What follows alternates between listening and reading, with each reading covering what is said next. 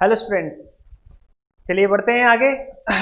एक क्वेश्चंस और लेते हैं और आज हम एक और नया मेथड पढ़ेंगे। तो पहले रिड्यूसिबल मेथड का हम एक क्वेश्चन लेते हैं और तुरंत प्रैक्टिस करके चलते हैं एक नए मेथड की तरफ। चलिए देखिए, हमें एक क्वेश्चन दिया हुआ है यहाँ 2y plus x plus 1 upon 2x plus 4y plus 3। देख सकते हैं हम लोग। सबसे पहले वेरिएबल वाला पार्ट चेक कर लीजिए। यहां आगे पीछे लिखा है यहाँ x प्लस 2y और यहाँ है 2x प्लस 4y। अगर मैं नीचे वाले पार्ट में से 2 कॉमन ले लेता हूं तो x प्लस 2y बनेगा और ऊपर भी मुझे x प्लस 2y ही नजर आ रहा है। ठीक, आगे पहचानने में कॉमन लेकर के x प्लस 2y को v पुट करके हम इसको आगे बढ़ा देंगे। तो चलो तुरंत हम इसको फटाफट से सोल्व कर डालते हैं। यहां मैं कॉमन लेकर के इसको लिख सकता हूं dy by d x equals to x plus 2y plus 1 and 2 common लेने के बाद x प्लस 2y प्लस 3। यहाँ हम लोग पुट कर देंगे x प्लस 2y को v, मैंने कहा था जो कॉमन मिले उसी को ही पुट कर दीजिए, डिफरेंशिएट कर दीजिए। 1 plus 2 dy by d x equals to dv by d x. Correct. यहाँ जब इसे हम पुट करेंगे इक्वेशन नंबर फर्स्ट में तो हमें मिलेगा 1, हमें मिलेगा, देखो 1 वहां जाएगा और 2 नीचे की तरफ, तो 1 upon 2 and the bracket of dv by dx minus 1 equals to, ठीक, dy बाय dx की वैल्यू निकाल करके हमने यहां पर पुट कर दी इक्वस टू एंड दिस, ये बनेगा v plus 1 upon 2v plus 3। Correct बात है। वैल्यूज हमने यहां रखी, 2 को ले जाकर के मल्टीपल कर दो ऊपर और ये माइनस 1 भी उधर की तरफ हम ले जाएंगे। तो मेरे पास ये जो बनेगा वो बनेगा dv by dx equals to, पहले 2 वहां गया तो 2v plus 2 divide by 2v plus 3, minus 1 वहां जाएगा तो प्लस 1। करेक्ट है। सॉल्व कर लेते हैं इसे, आगे इसको बढ़ाएंगे तो 2v प्लस 3 ऊपर जाएगा तो 2v प्लस 2 और 2v यहां गया तो 2v और 2v तो हो गया है 4v, राइट, प्लस 3 और प्लस 2 मिलकर के बन जाएगा प्लस का 5, मतलब ये बन गया है 4v plus 5 divide by 2v plus 3। आ रही बात समझ में? कर चुके हम इस तरह के क्वेश्चन। v एक तरफ हो जाएगा, x एक तरफ हो जाएगा, हमारे पास बनेगा यहां 2v plus 3 upon 4v plus 5 dv equals to, यहां आ जाएगा dx, राइट। दोनों तरफ हम लोग कर देंगे इंटीग्रेशन। चलिए सोचिए, मैंने बताया था कुछ आपको इसके बारे में, यहां ध्यान दीजिए। हमारे पास दोनों में, नंबरेटर में और डिनोमिनेटर के अंदर, दोनों में सम में सेम पावर है, डिवाइड करना पड़ेगा, इसको फ्रैक्शंस में कन्वर्ट करना पड़ेगा, ठीक, भिन्नों में इसको हमें परिवर्तित करना पड़ेगा। डिवाइड करने के लिए नीचे जैसा फैक्टर हमें ऊपर बनाना पड़ेगा और नीचे जैसा फैक्टर अगर मुझे ऊपर बनाना है तो देखो यहाँ 4v है और यहाँ 2v है, तो 2v को 4v बनाने के लिए 4 से ऊपर नीचे मल्टीपल कर देते हैं, तो सॉरी 2 से ऊपर नीचे मल्टीपल कर देते हैं, तो 2 से ऊपर नीचे मल्टीपल करेंगे तो वहां 4v प्लस ये बन जाएगा 6, राइट। तो मेरे पास ये बनेगी equation 1 upon 2 integration of 4v plus 6 upon 4v plus 5 dv equals to integration of the dx। ठीक है। अब देखो 4v तो ये हमें नजर आ गया है, प्लस 5 हमें और दिखना चाहिए यहाँ, उसके लिए जो ये 6 है इसको हम प्लस 5 प्लस 1 लिख सकते हैं, राइट।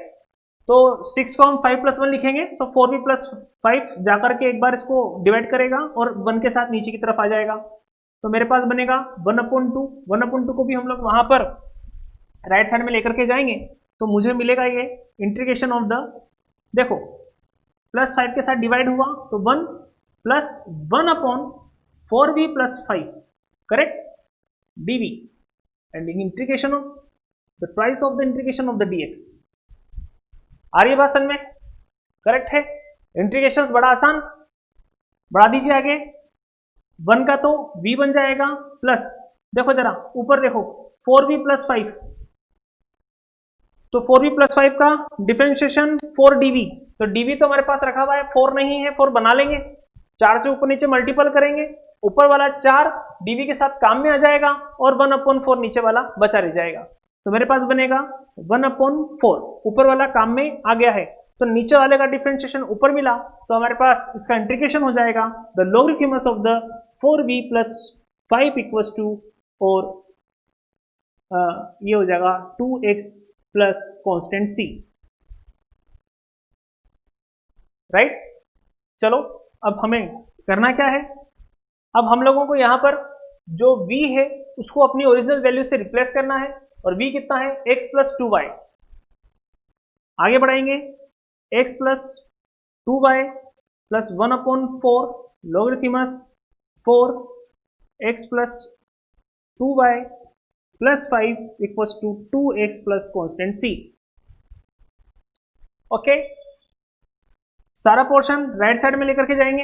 हम देख पा रहे हैं कि यहाँ का x, वहां का 2x, ये x वहां जाएगा तो x बच जाएगा, इसी प्रकार से 2y को भी लेकर के जाएंगे, तो 1/4 एंड द लॉगरिथमस ऑफ, ये बनेगा 4x plus 8y plus 5 and equals to, ये वहां गया तो x, 2y वहां गया तो माइनस का 2y and plus c constant, correct. 4 को भी हम वहां पर लेकर के जाएंगे और देन सोलेबल हमारा क्वेश्चंस ये हमारे पास हो जाएगा। देखो 4 को वहां लेकर के जाओ और दोनों तरफ एंटीलॉग ले लीजिए, जिससे मेरे पास बनेगा 4x plus 8y plus 5 equals to, ये 4 वहां जाकर के e की पावर में बनेगा, ये हम लोग पहले भी कर चुके हैं, राइट। इसको एक नया कांस्टेंट भी हम लोग जनरेट कर सकते हैं, और मेरे पास बनेगा 4x plus 8y plus 5 equals to e 4x minus 2y plus c, तो 4 वहां आएगा और बनेगा e की पावर, देखिए कांस्टेंट k और e की पावर 4x माइनस 2y, देख पा रहे होंगे आप लोग,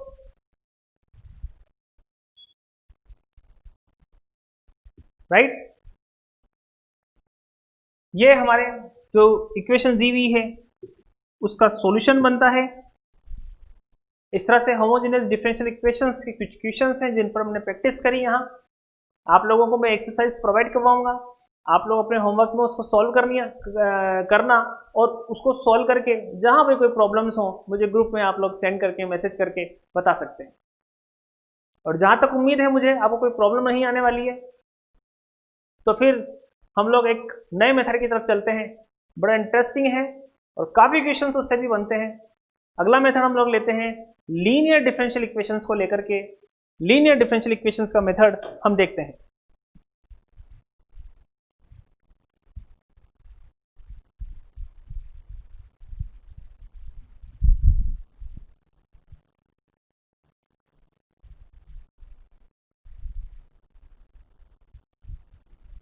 लीनियर डिफरेंशियल इक्वेशंस, इसके बारे में आपने शुरुआती स्टार्टिंग के जो लेक्चर्स थे उसके अंदर आप लोगों को सर डेफिनेशंस बताई थी, हम लोगों ने डेफिनेशंस बताई थी आप लोगों को लीनियर डिफरेंशियल इक्वेशंस की। क्या होती है लीनियर डिफरेंशियल इक्वेशंस, ध्यान आ रहा होगा आप लोगों को, कुछ दो तरह की डिफरेंशियल इक्वेशंस होती हैं, लीनियर डिफरेंशियल इक्वेशंस और नॉन लीनियर डिफरेंशियल इक्वेशंस।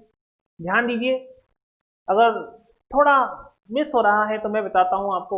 देखो जरा, हमारे पास डिपेंडिंग वेरिएबल होता है और उसके डेरिवेटिव होते हैं।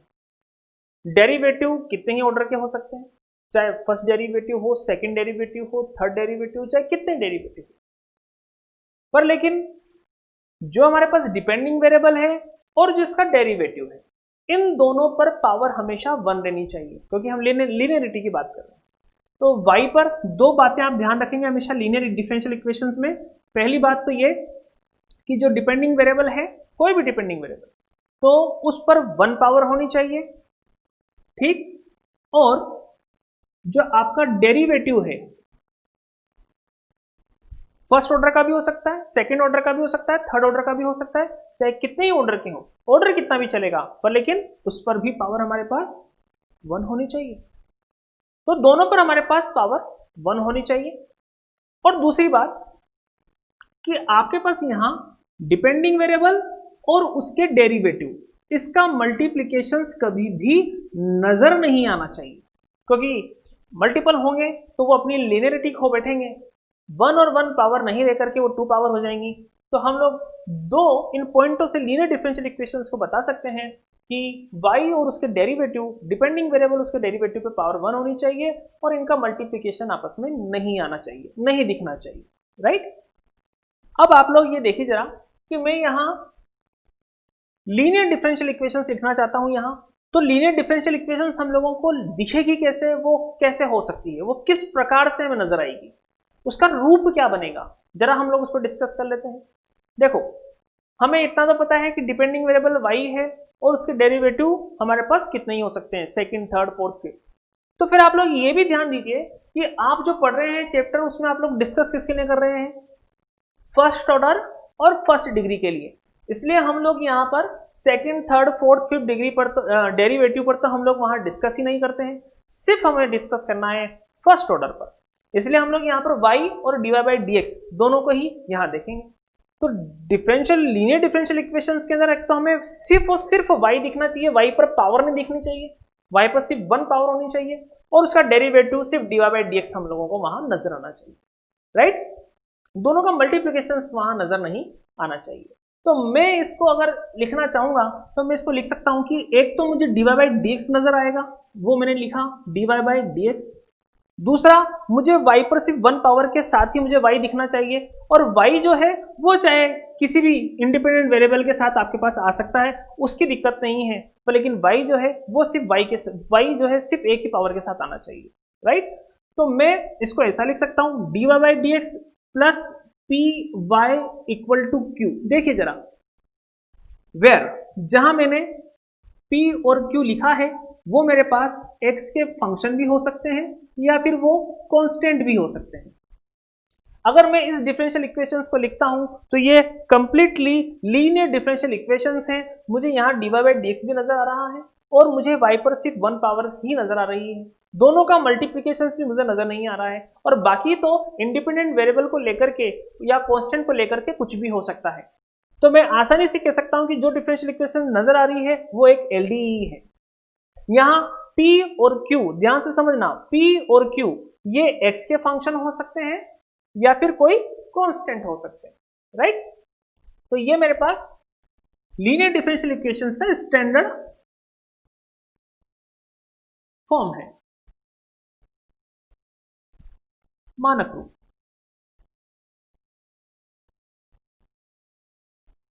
राइट। तो dy/dx plus P Y equal to Q, ये इसका मानक रूप है। p और q फंक्शन हो सकते हैं और कांस्टेंट हो सकते हैं। तो आप यहां देखिए जरा y, अब मैं आपको जैसा समझा रहा हूं उसको हमेशा वैसे देखना। देखो dy/dx से इसके आगे हमेशा 1 ही कांस्टेंट, 1 ही कोफिशिएंट रहेगा। मैंने सिर्फ dy/dx लिखा है और कुछ नहीं, इसके आगे हमेशा 1 कोफिशिएंट ही बनाना है। अगर मान लो सपोज करो यहाँ 4 आ रहा है, 3 आ रहा है या x² आ रहा है, तो आप उनको, उस इक्वेशन को x² से, 4 से, 1 से, इनसे डिवाइड करके उसका कोफिशिएंट बनाइए, राइट। हमेशा कोफिशिएंट बनाना चाहिए।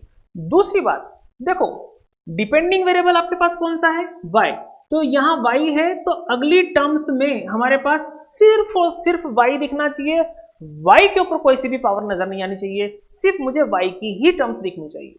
और y के साथ जो है वो मेरे पास कुछ भी हो सकता है, y के साथ जो मल्टीपल में आ रहा है, मल्टीप्लीकेशन में जो भी आएगा वो x का फंक्शन हो सकता है, चाहे x पर कितनी ही पावर हो, या वो कांस्टेंट हो सकता है, राइट। इक्वल टू करके बाकी के टर्म्स हम राइट साइड में रखेंगे जो हमारे पास कांस्टेंट या कोई x के फंक्शंस होंगे, करेक्ट। पर लेकिन यहाँ y की तो केवल एक ही टर्म हमें मिलेगी और वो हमें dy/dx के साथ रखेंगे, ओके। अब आप क्या देखते हैं कि y है डिपेंडिंग वेरिएबल, तो यहां से y ही दिखना चाहिए, राइट। तो अब हम लोग इसको आगे बढ़ाते हैं। सपोज करो मैंने इसको इक्वेशन नंबर फर्स्ट दी है, अब मैं इसका सॉल्यूशन निकालना चाहता हूं। तो देखिए जरा कि आप लोग लीनियर डिफरेंशियल इक्वेशंस के लिए जब सॉल्यूशंस निकालने जा रहे हैं तो यहां आपको लेना होगा एक इंटीग्रल फैक्टर, समाकल गुणांक, IF, इंटीग्रल फैक्टर।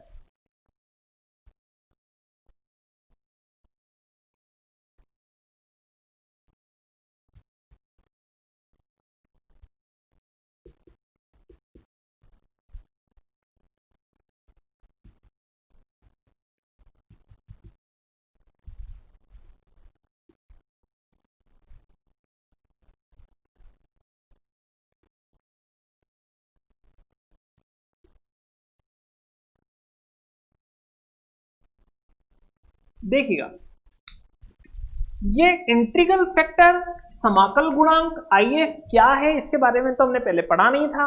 ये क्या है, कहां से आया, क्या चीज होती है, ये ध्यान दीजिएगा जरा। इसके बारे में हम लोग आगे काफी सारा डिस्कस करने वाले हैं, पर लेकिन इंटीग्रल फैक्टर का पहले मैं आपको मतलब बता देता हूं ये क्या है। देखिए कि कोई डिफरेंशियल इक्वेशंस हमारे पास है, उसे हम लोग इंटीग्रेट कर पाने के लिए भी थोड़ा हमें थोड़ा इंटीग्रेट कर पाने में उसमें दिक्कत महसूस हो रही है। तो हम लोग कुछ ऐसे फैक्टर हम लोग लेते हैं कि उस फैक्टर से अगर हम पूरी डिफरेंशियल इक्वेशंस को मल्टीपल कर दें तो अब वो जो डिफरेंशियल इक्वेशन है वो इंटीग्रेबल बन जाती है और वो इंटीग्रेशंस करने योग्य हमें दिखती है, राइट। पर लेकिन ये जो फैक्टर है जिसे हम लोग डिफरेंशिएशन को मल्टीपल करके उसको इंटीग्रेबल बना रहे हैं, तो वो फैक्टर आए कहां से, तो वो फैक्टर पर भी विचार कंसिडरेशन हम लोग धीरे धीरे जब अपना लेवल बढ़ाते चले जाएंगे तो हम लोग आगे की एक्सरसाइज में सीखेंगे। अभी आप लोग ये मान करके चलिए कि हाँ, एक इंटीग्रल फैक्टर हम जो ले रहे हैं वो ऐसा इंटीग्रल फैक्टर है कि हमारी डिफरेंशियल इक्वेशन को वो इंटीग्रेबल बना रहा है, उसको समाकलन करने के लिए योग्य बना रहा है, राइट। तो इंटीग्रल फैक्टर IF जो है यहां इस LDE का लीनियर डिफरेंशियल इक्वेशंस LDE का हमारे पास होता है e की पावर इंटीग्रेशन pdx। ध्यान से समझना, e की पावर इंटीग्रेशन pdx। p क्या है आपका, नजर आ रहा है आपको, p हमारा y के साथ जो भी हमारा कोफिशिएंट आया था, y के साथ जो भी हमारा कोफिशिएंट आया था वो कांस्टेंट भी हो सकता है और x का फंक्शन भी हो सकता है, तो वो हमारे पास e के ऊपर p integration of the pdx की फॉर्म में आता है। इसका आप इंटीग्रेशन करते हैं और वो e की पावर बनती है, करेक्ट। और अधिकतर बच्चे जो कंफ्यूज होते रहते हैं, कई बार लिखने में गलती कर देते हैं, dx dy में कंफ्यूज हो जाते हैं। आपको ये कंफ्यूजन में दूर कर रहा हूं, ध्यान दीजिएगा। यहाँ आपके पास इंडिपेंडेंट वेरिएबल x है और इंडिपेंडेंट वेरिएबल के रेस्पेक्ट में डिफरेंशिएशन हो रहा है, राइट। तो आप लोग कभी भी जब भी इंटीग्रल फैक्टर लिखेंगे तो कहीं पर भी आपके डिफरेंशियल इक्वेशंस के अंदर इंटीग्रेशन यूज में आता है तो उस इंटीग्रेशन में भी आपके पास dx ही नजर आएगा। मतलब डिफरेंशिएशन आप जब x के रेस्पेक्ट में कर रहे हैं तो कहीं पर भी अगर इंटीग्रेशन आता है तो वो भी x के रेस्पेक्ट में ही होगा, राइट। ऐसा नहीं है कि यहाँ x के रेस्पेक्ट में आ रहा है तो यहाँ पर y के रेस्पेक्ट में इंटीग्रल हो, नहीं, x के रेस्पेक्ट में ही इंटीग्रेशन होगा, करेक्ट। अब हम आगे बढ़ते हैं। तो मैंने भी आपको क्या समझाया था कि ये IF होते क्या है। IF integral factor, integral factor ऐसे फैक्टर जिसे डिफरेंशियल इक्वेशन से मल्टीपल करने के बाद वो इंटीग्रेबल बन जाती है। तो मैं क्या कर रहा हूं, इस IF से इक्वेशन फर्स्ट को मल्टीपल कर रहा हूं। मैंने मल्टीपल किया,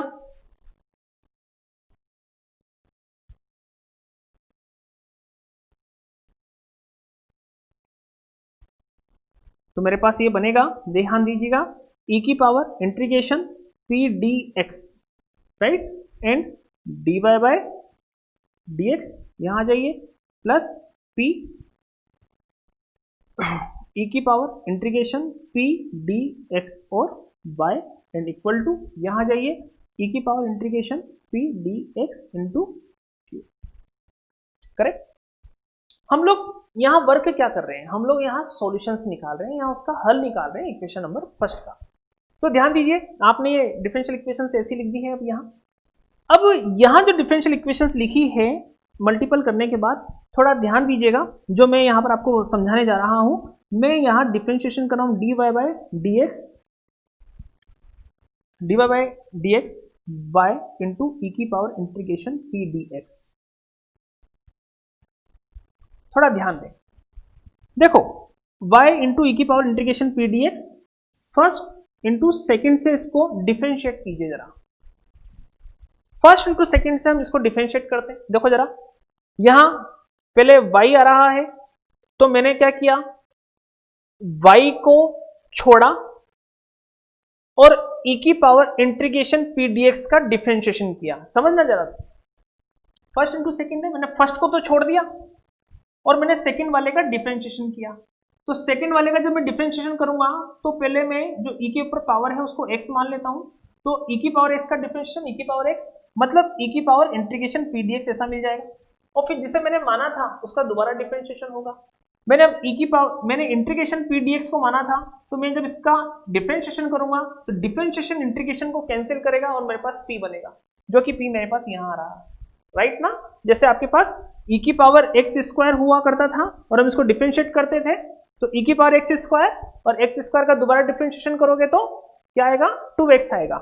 उसी तरीके से हम लोगों ने यहाँ पर डिफरेंशिएशन किया, तो e की power integration P D x से मैंने किया, e की power integration P D x और इंटीग्रेशन पी डी एक्स का दोबारा हुआ तो वो p बना, राइट। तो देखो फर्स्ट को छोड़ दिया, सेकंड वाले का डिफरेंशिएशन, फिर प्लस, अब मैंने सेकंड वाले को छोड़ दिया और फर्स्ट वाले का डिफरेंशिएशन dy बाई dx मिल रहा है हम लोगों को यहाँ, तो राइट ना। हम लोग क्या कह सकते हैं कि लेफ्ट वाली जो क्वांटिटीज हैं उसको हम लोग फर्स्ट इंटू सेकंड के डिफरेंशिएशन से लिख सकते हैं, करेक्ट। अब ये हमने जब लिखा तो देखो आप सोचेंगे अरे वाह ये तो हमें फर्स्ट इंटू सेकंड का डिफरेंशिएशन मिला, पर लेकिन आप सोचेंगे पर लेकिन ये बार बार ये तो हमने यहां लिख दिया, पर ये पता कैसे चलेगा।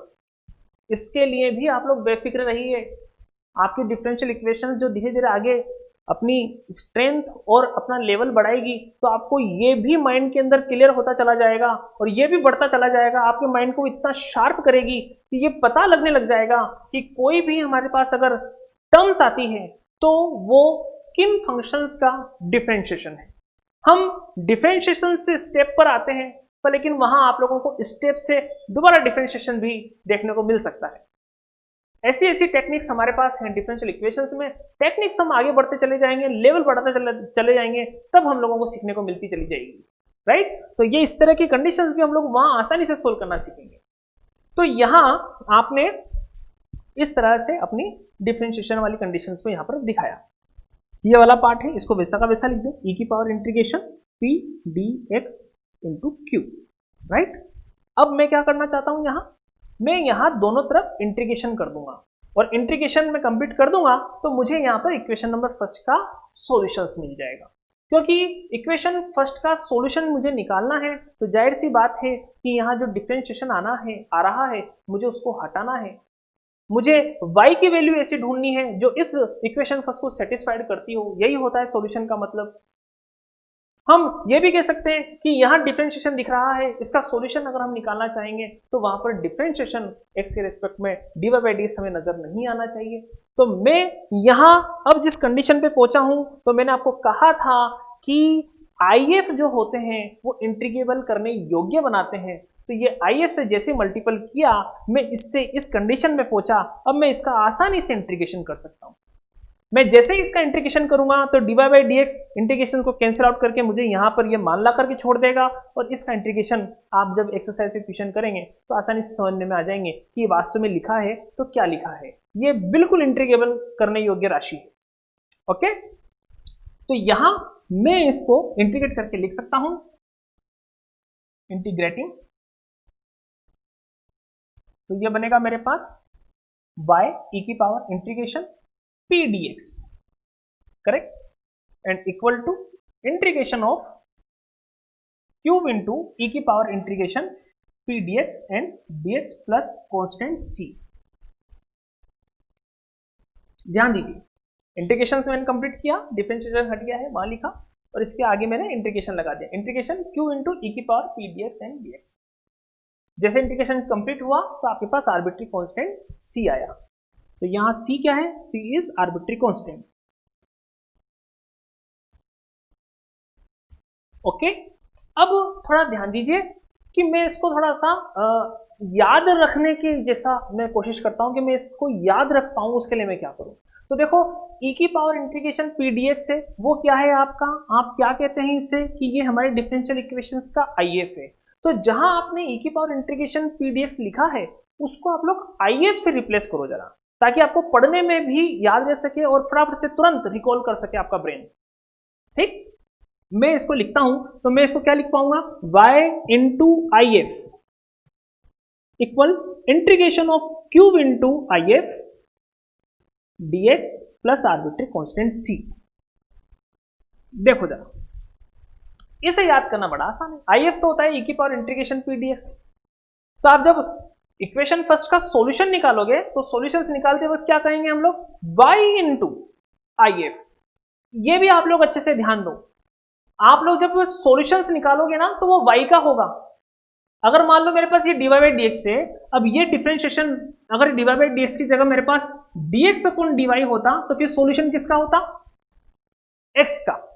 यहां dy बाई dx है तो सॉल्यूशन किसका निकलेगा, y का, राइट। तो मैं यहां लिख सकता हूं कि मेरे पास इक्वेशन फर्स्ट का जो सॉल्यूशन होगा वो क्या होगा, यहां ध्यान दे करके यहां y है तो मैं लिख सकता हूं ये बनेगा y into I F equal to integration of right side में रखने वाला पूरा का पूरा फंक्शन। आप अपने इक्वेशन फर्स्ट में देखिए, राइट साइड में रखा हुआ पूरा function q into I F D x plus constant. Okay, तो ये हमने लिखा this is solutions of LDE।